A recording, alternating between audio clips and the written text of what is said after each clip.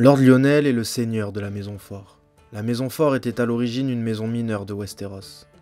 Cependant, ils ont acquis un rôle plus important au fil des années en soutenant Aegon le Conquérant. Mais c'est sous le règne de Jaehaerys Ier que la Maison Fort reçoit le château d'Harrenhal. Construit par Arène le Noir, qui fut le dernier roi des îles de Fer et du Conflant, ce château est à l'image de sa personnalité, excessif et tyrannique. Ce fut le projet de toute sa vie, et il finira d'ailleurs ses jours brûlés dans sa forteresse sous les flammes de Balerion lors de la conquête. Depuis cette attaque, le château ne sera jamais véritablement reconstruit, et restera en ruine. Il reste néanmoins un édifice impressionnant, possédant 5 tours immenses qui tiennent encore partiellement debout. En dehors de ces caractéristiques, le château a une mauvaise réputation. De nombreuses morts ont suivi celle de Arryn, sans parler des milliers de prisonniers qui seront morts pendant la construction. Néanmoins, ce château en ruine possède une source d'eau et des terres fertiles, et il a une place particulière dans la série House of the Dragon, puisque c'est dans ce château que la série commence. En effet, après le décès de Baelon Targaryen, Jaehaerys convoque un grand conseil pour désigner son héritier. Ce grand conseil se tient à Harrenhal, seul château de Westeros qui était en mesure d'accueillir tous les seigneurs. La famille Fort fut donc la 4e maison noble à siéger à Harrenhal. Le vieux roi convoqua un grand conseil pour choisir un héritier. Plus de 1000 seigneurs suzerains se sont rendus à Harrenhal. Avant de s'installer à la cour du roi Viserys à Port-Réal, Lyonel Fort étudie à la citadelle. Il forge 6 maillons, ce qui laisse supposer que c'est un élève brillant, puisqu'il réussit ses examens oraux face aux archimestres dans 6 domaines différents. Si on ne sait pas dans quel domaine précisément il obtient ces 6 maillons, on sait tout de même qu'il était un fin connaisseur des lois des 7 couronnes. C'est sûrement pour cela que Viserys le nommera maître des lois en l'an 105. Le maître des lois siège au conseil restreint du roi. Son rôle principal est de tenir à jour les collectes de lois et l'archivage des édits royaux. Il assiste le roi dans la gestion juridique, et il peut également le conseiller. Cependant, ce statut ne lui donne pas la possibilité de rendre justice, seul le roi et sa main peuvent le faire. Néanmoins, Lyonel Fort étant un lord, il garde les pouvoirs sur ses terres et peut toujours y rendre justice malgré son statut au conseil restreint. Il vit à Port-Réal avec sa 3e femme et ses 4 enfants qui sont issus de ses différents mariages. Si on sait peu de choses sur ses 2 filles, qui deviendront les dames de compagnie de Rhaenyra, nous avons plus d'informations sur ses 2 garçons. Arwyn, son fils aîné, finira par être nommé capitaine des Manteaux d'Or, ce qui assure le maintien de l'ordre à Port-Réal, alors que Larys, son frère cadet, deviendra confesseur du roi. Les confesseurs sont des tortionnaires au service de la couronne. 4 ans après avoir été nommé maître des lois, Lord Lyonel Fort devint la main du roi, remplaçant ainsi Otto Hightower.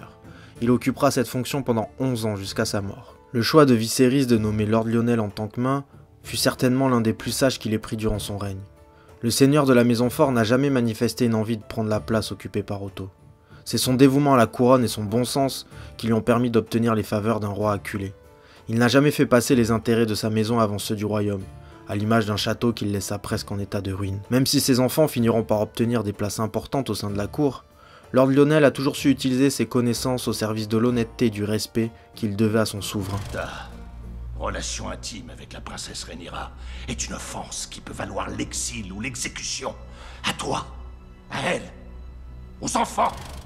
Malheureusement, il ne réussit pas à transmettre son honneur et sa bonne conduite à ses enfants.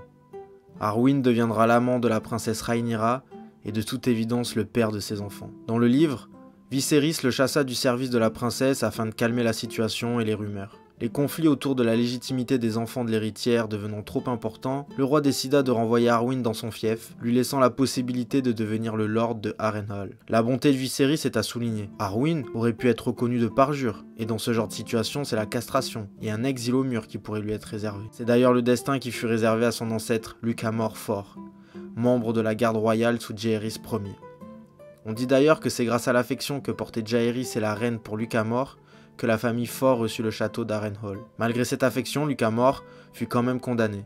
Heureusement pour Arwyn, Viserys encore une fois ne s'inspira pas des décisions de son prédécesseur pour gouverner. Cependant, Arwyn ne pourra profiter de sa vie bien longtemps. Il va périr dans les flammes de son château. Arwyn, je vais brûler. Arwyn, Arwyn.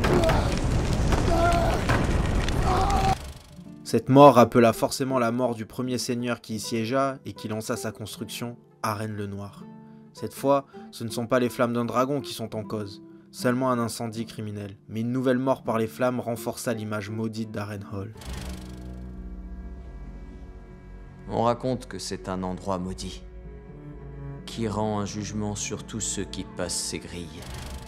Si la série a pris le parti de désigner Lord Larys comme responsable de l'incendie, dans le but d'éliminer son frère et son père afin de faciliter le retour de Otto en tant que main du roi, dans le livre, le coupable de l'incendie n'est pas clairement identifié. De plus, la présence de Lord Lionel au moment de cet accident n'est pas connue de tous. En effet, dans la version écrite, Lord Lionel décide de rendre visite à l'improviste à son fils. On peut donc parier que le responsable de l'incendie n'était pas au courant de sa présence. Dans le livre, on attribue la cause de l'incendie à la malédiction du château. Cependant, certains personnages peuvent être soupçonnés d'être à l'origine de l'accident.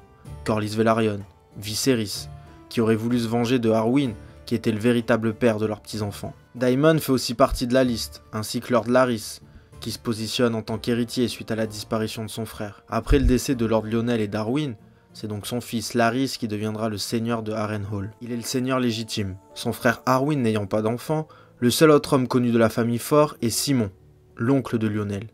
Simon est le fils de Bywin, qui reçut le château en cadeau de la part de Jaehaerys Ier.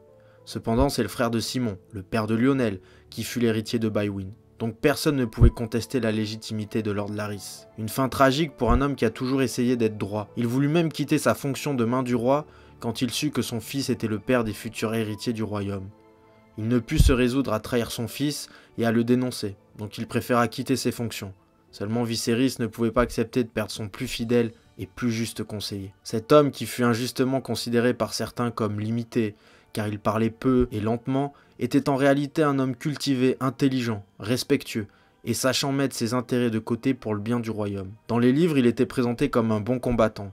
Cet aspect ne fut pas mis en avant dans la série, il est plutôt présenté comme un homme d'intérieur et instruit. Cependant, si son fils Arwyn était considéré comme l'homme le plus fort du royaume, on peut imaginer que son père lui ait transmis quelques aptitudes au combat.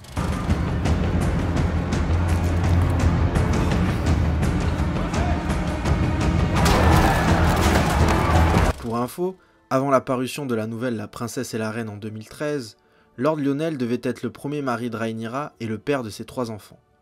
Il devait être également la main principale du roi, mais l'auteur décida finalement de modifier son histoire avec cette nouvelle.